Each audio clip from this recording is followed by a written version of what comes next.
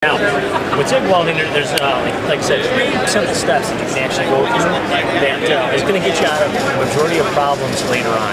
Gives you a foundation to build off of, and if you follow these, it doesn't matter if you're welding on aluminum, mild steel, stainless steel, the same things are going to apply. The puddle itself is going to look a little bit different, but if you've MIG welded and stick welded before, you already know how to watch a puddle and see how things blow. Same type of thing. Have you ever welded on aluminum at all before? No, I haven't. Spool gun, I tried once. Okay. That's just big, you know. Now with aluminum, what's going to be different compared to like mild steel or stainless steel or chrome moly and the rest of those, the puddle, the molten puddle of this material doesn't change color. It just gets to be a shiny disc you'll see in the center, okay? And that's actually where you're going to be adding the filling material to. But to start off with, first step, when you initiate your arc, you're going to have your torch vertical off the workpiece, okay? Have one of like roughly 1/8 of an inch to 1/4 of an inch height. Now this is the same height you're going to keep and maintain throughout the whole length of the weld, okay?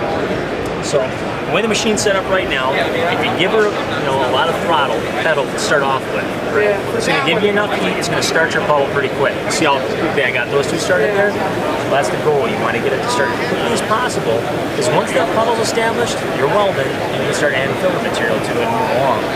If you slowly ease into it, what ends up happening is you have a lot of extra heat built into the base material, and eventually, as you're working along, you can get warpage, the puddle starts getting big on you, there's a lot more things you have to do to compensate, okay? So once we get that puddle established, you get that nice shiny disc down there.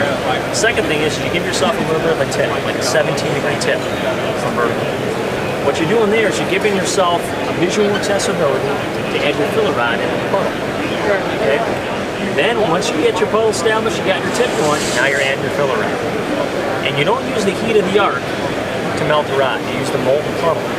So you add, stick this right into the, dab it right into the molten puddle. Once you dab, you pull it out, you move your torque along. So then it's a dab, move, dab, move, dab, move. That's all it is, just a simple rhythm.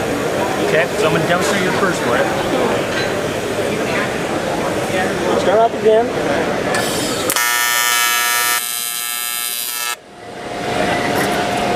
See, I was able to pull that molten puddle wherever I wanted it to go. Okay, so you have total control with the torch. You also saw how high I kept that torch. It kept remain consistent.